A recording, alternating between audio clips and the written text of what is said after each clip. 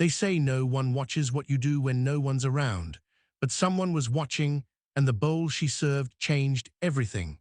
This is the story of a woman who lost her name tag and found something far heavier. Before we dive in, let us know where you're watching from today, and if you like this story, don't forget to subscribe. The kitchen wasn't dark, but it felt like it wanted to be. Fluorescent lights buzzed overhead, a tired kind of white.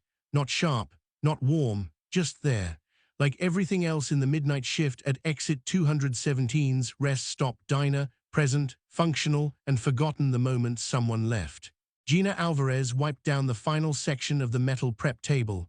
Her movements were clean, not rushed, not slow, efficient, the kind of motion that had no audience. She folded the rag twice, tucked it beside the sink, and glanced at the clock. 11:32 p.m. The radio near the soda machine clicked softly as the automated announcement kicked in.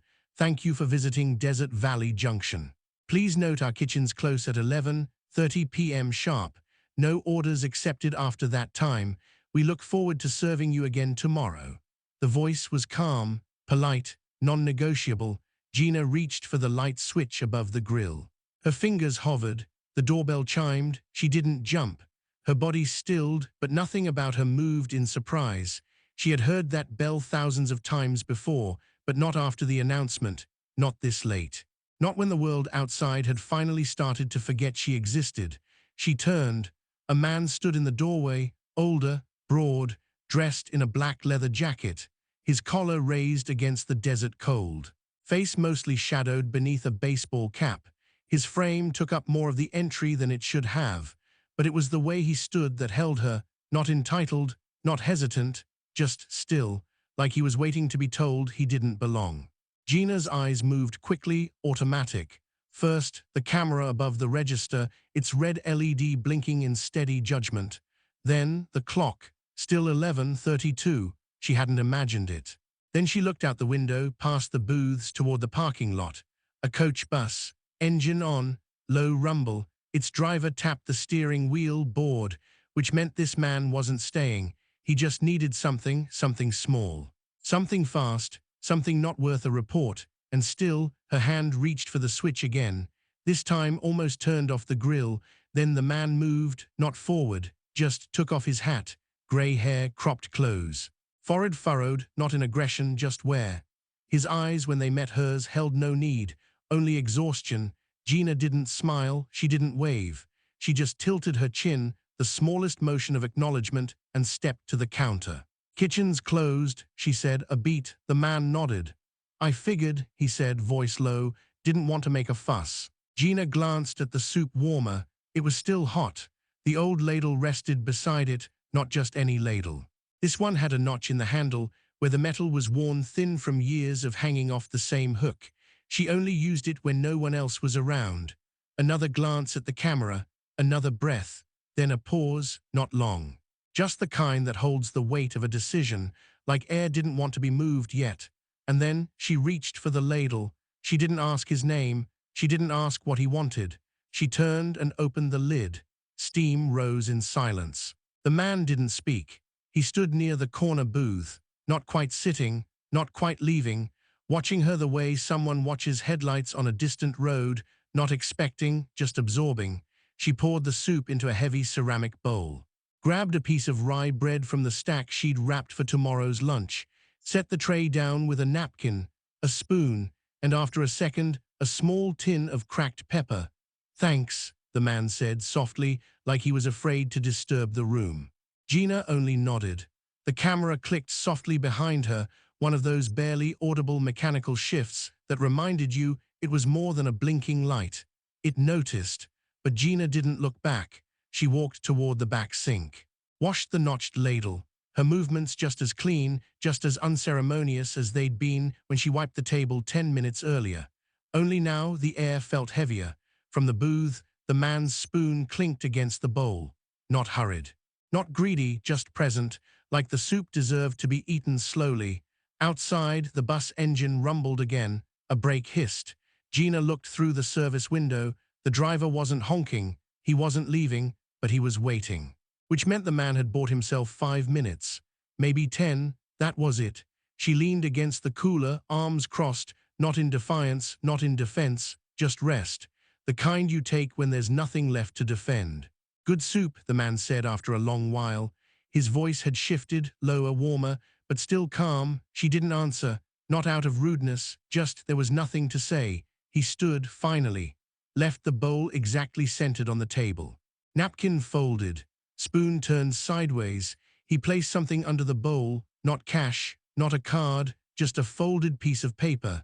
Then he put on his hat, nodded once to Gina, no smile, and stepped out into the cold. The door closed without a creak, and the moment he did, the radio clicked again. Desert Valley Junction reminds you, no service is permitted after 11:30 p.m. Violation of policy may result in disciplinary review. Gina looked at the soup pot, then at the camera, then at the bowl. She didn't move to pick up the paper. She didn't move at all. Instead, she turned back to the sink, washed the second spoon he hadn't used, rinsed the tin of pepper. Only after everything was clean, every surface reset, every trace removed, did she finally step toward the booth. She lifted the paper. It was blank, just one small corner slightly smudged, like a thumb had pressed into it longer than it should have.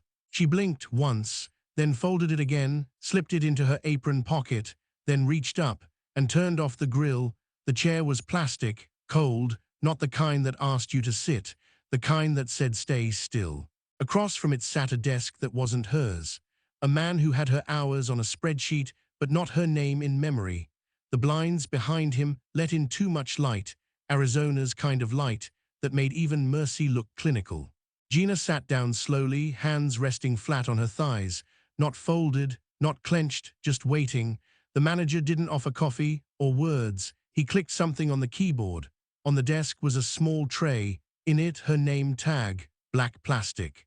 White letters, G. Alvarez, scratched at the corners. The last time it had been polished was probably by her own thumb during a slow Tuesday lunch shift. He didn't slide the tray forward, just kept typing. Then, click, a video loaded. Surveillance footage, grainy overhead, but unmistakable. There she was, 11:33 p.m., reaching for the ladle. Another click, freeze frame, the bowl, the bread, the blank piece of paper. Ms. Alvarez, the manager finally said. His voice wasn't cruel, just trained. You're aware that service past 11:30 violates policy 8A of our corporate guidelines, subsection 2. Gina said nothing. You're aware the camera is active 24/7. Another silence. This one sat heavier because she wasn't arguing and he wasn't gloating. It was just a formality, like brushing dirt off a gravestone. He reached toward the tray, picked up her name tag, held it for a moment, not high, not showy, then set it down beside her, not returned, not offered, just placed, like an object that had outlived its barcode. This is not a termination, he said. This is a staffing adjustment pending review. You're welcome to reapply after the formal audit is. She was already standing, not fast, not slow, just done. She picked up the name tag, looked at it for one beat longer than necessary, then placed it gently in the tray. The man nodded as if something had been resolved. It hadn't. Gina turned toward the door, then paused. Her hand had lifted unconsciously to the back of her head, rested lightly on the clip that held her hair in place. Not decorative, just functional, old, worn plastic, but still firm. One of the few things her mother left her that didn't break when the years got harder. She held it for a second. Not pulling it off, just remembering. The manager hadn't noticed. She stepped forward, one pace, then another. At the third, she stopped again, halfway between the desk and the door. The window behind the manager now hit her full on. She blinked once. Outside, the parking lot shimmered with heat already rising off the pavement. 8:41 a.m. When she reached the door, her phone vibrated. She didn't check it, not at first. She stepped out, letting the door click softly behind her. The hallway smelled like burnt coffee and old floor polish. The kind of hallway that never saw celebration, only announcements. Only then did she pull out the phone. Message. Kitchen staff needed. Apply today only, immediate placement. She stared at the screen. The message was short, generic, probably sent to a dozen other names that morning, but somehow it landed like a hand on the back of her neck. She let it sit, let it breathe. Then, without deleting, without replying, she slipped the phone back into her pocket. She walked past the staff lockers, past the vending machine with the broken Cheetos button, past the bulletin board where her name had once been listed under Employee of the Month, January 2021. That paper was gone now, replaced with a flyer about holiday work safety. At the exit, a delivery guy held the door open with his elbow while wrestling a crate of tomato cans. "Thanks," she muttered. He didn't answer. Outside, the light had turned unforgiving. Gina paused just past the door, where shadows still pooled near the wall. Her hand touched the clip again, just once, as if checking to see if it was still there. Then she kept walking. The air tasted like metal and dust, and something else. Something not quite loss, something closer to what no one can take because it had never been given away. The phone rang once, then again. Gina didn't recognize the number. Area code, Los Angeles. She let it buzz twice more before swiping green. "Ms. Alvarez." A voice deep calm, with that exact cadence you only hear on talk shows or campaign videos. "This is Arnold Schwarzenegger." There was no sound on her end. Not a gasp, not a question, just a short inhale. Then a click. She had hung up. No curse word, no second guess, just an ending, like closing a book mid-sentence. She set the phone down on the counter beside her grocery bag. The screen lit up again almost instantly. A text from Rosie, Kitchen Line 2. "Heads up, some new scam going around, people pretending to be famous. They even do the voices now. Creepy AF." Gina didn't reply. She didn't even sigh. She just stared at the bag of rice she was meant to sort, one hand still near the phone like it might bite. Outside the window, the light was soft. One of those Arizona mornings where the sky feels too big for the town below. She turned away. The third call didn't come right away. It waited. An hour passed, maybe more. She made tea, sat down, didn't drink it. At 10:41, the phone vibrated again. This time, the voice was different, younger, more measured. "Hello, Ms. Alvarez. This is Marcia with Mr. Schwarzenegger's team." A pause, waiting for disbelief. "We understand this might seem unexpected, but if you're available tomorrow morning, we'd like to set up a brief meeting. 10 a.m. in Los Angeles.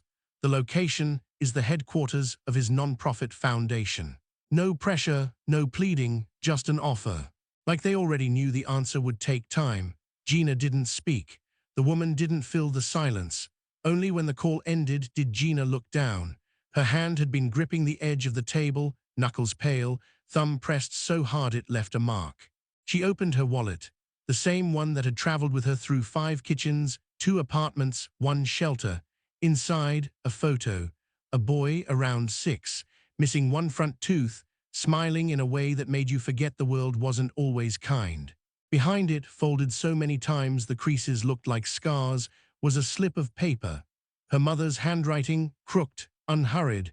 "Don't reject kindness just because you don't think you deserve it." She held it there between finger and thumb, didn't open it all the way, didn't need to. The paper had traveled in her wallet for 6 years, longer than any job, longer than most friendships. It was the only thing that never got replaced. The grocery bag shifted on the counter as if nudged by her stillness. She glanced back down at her phone. The message was still on the screen. 10:00 a.m. Office of the Foundation. Confirm if available. She blinked. Once. And for a long time, nothing happened. No sudden resolve. No triumphant music. Just quiet.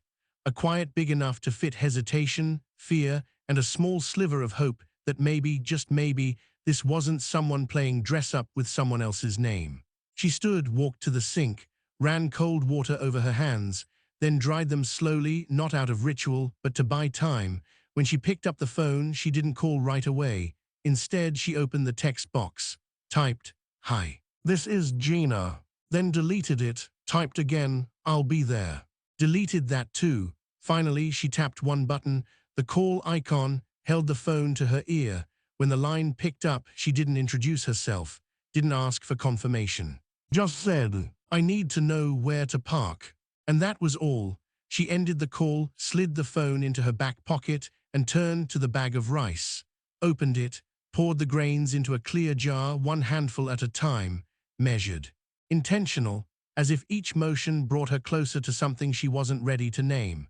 Across the room, a small sound, a spoon shifting in a drawer from her earlier tea. It reminded her of something. She didn't chase it. She just kept pouring, and somewhere between the third and fourth handful, her shoulders dropped, not from defeat, from permission. He didn't ask if she wanted tea, didn't offer water. The office wasn't sterile, but it was spare. Wood shelves. Old map of California with coffee stains near Bacchus Field. Light coming in sideways through long blinds, throwing stripes across the floor like prison bars made of sun. Arnold sat behind the desk, not grand but worn, like it had been used for things that mattered. He didn't rise. Instead, he reached into the drawer and placed something in front of him, a wooden spoon, not polished, not new, the handle chipped on one side. And near the neck, barely visible, the letters FS. He pushed it forward across the desk. She didn't take it right away, didn't speak. Only when she reached for it did her fingers pause, hovered, then closed around it slow. Like it might burn, she turned it gently. "You kept this?" Arnold nodded once. He didn't smile, didn't explain, only said 1968. Near El Centro, I was broke. I didn't speak a word of English yet. He looked past her now, towards something that might have been memory or regret or both. There was a woman, worked the night shift in a little diner, Mexico-born, didn't ask for money, just slid the bowl toward me. Didn't even say anything, but she left this on the tray. He tapped the spoon. She didn't know my name, and I never learned hers. Silence, but not the cold kind, the kind that knows better than to interrupt. Gina rubbed her thumb across the F. Then the S. She wanted to ask what it meant, but the question would have been too small. So instead, "And you kept it all this time?" He didn't answer, because the spoon was the answer. After a while he said, "You remind me of her." The compliment didn't land like flattery, it landed like truth, heavy, still warm. He opened a folder, no resume inside, just a single sheet, a location, a list of children, a column titled Food Program Lead. He didn't slide it across, just let it sit there between them, like the spoon. "It's yours if you want it." The program, the kitchen, the trust. Gina looked down at the spoon again. Yesterday, someone had taken her name off a plastic tag. Today, someone was offering her something older, quieter, but deeper. She didn't say yes, didn't say no. She just reached out and aligned the spoon with the crease in the folder, perfectly, then sat back. That was all. And in the quiet that followed, something shifted in the room. Not applause, not validation, just a kind of balance. As if the world had stopped keeping score for one exact second. The spreadsheet blinked, then blinked again. Gina stared at the highlighted cells. Line 7, line 19, line 32. The numbers added up, but not in a way that made sense. $45,800 listed under summer program equipment. Vendor, J.A. Logistics, status, delivered. She knew that name didn't belong, and she knew the equipment hadn't arrived. The office was silent except for the low whir of the air purifier in the corner. No footsteps, no phones, just her and the cursor. Blinking like a question, it was too polite to ask aloud. She moved the mouse, opened the email just above the spreadsheet. Subject, urgent, signature needed today. If you approve by 4 p.m., all 126 children will attend camp. If not, our funding timeline collapses. Please confirm. Gina scrolled to the bottom. The file was already auto-signed by the financial director. Only her signature was missing. She didn't click, didn't close it either. Her phone buzzed. A banner rose across the top of the screen. One unread message. Elena R. Sis, I submitted the application. You just have to sign. No one else is gonna fight for those kids like you. Another notification blinked beneath it. Low battery. 10% remaining. Gina plugged it in, then opened her photo app. It wasn't conscious, but there it was. Leo, age 6, in a too large apron, holding a wooden spoon like a sword, standing next to her by the stove. Both their faces dusted with flour. She smiled, but didn't laugh. In the hallway, the muffled echo of sneakers, then a voice, "Ms. Gina, don't forget the red shirt tomorrow." A pause. "It's the kickoff. I want you in the group photo." Then silence again. She looked back at the email, then at the spreadsheet, then at the pen. It was already uncapped, her hand already holding it. She brought it down, hovering over the line. The air felt still, not pressured, not tense, but paused. Like the world was waiting to see what she would do. Her eyes drifted back to the phone. Leo, with that spoon, a moment without price or witness, her grip loosened. She placed the pen down, not with defiance, not with fear, just certainty. She clicked reply, typed, "I have questions about the vendor. Please clarify line 19, then hit send." Outside, a chair scraped. Someone was laughing, not cruelly, just life going on. Gina leaned back, closed the spreadsheet. And for the first time that day, she felt her shoulders stop holding something up. The red shirt could wait, the truth couldn't, and the kids, they deserved better than a shortcut, even if they never knew it, even if no one ever clapped. That was the point. That was why she stayed. The printout was clean, no creases, no coffee stains, just a list of names in crisp columns under a single header: internal scholarship, Q3 priority. Gina ran her finger down the list. Alphabetical. Standard until it wasn't. Row 18, SR priority 1. No full name, just 2 letters and a ranking that didn't follow protocol.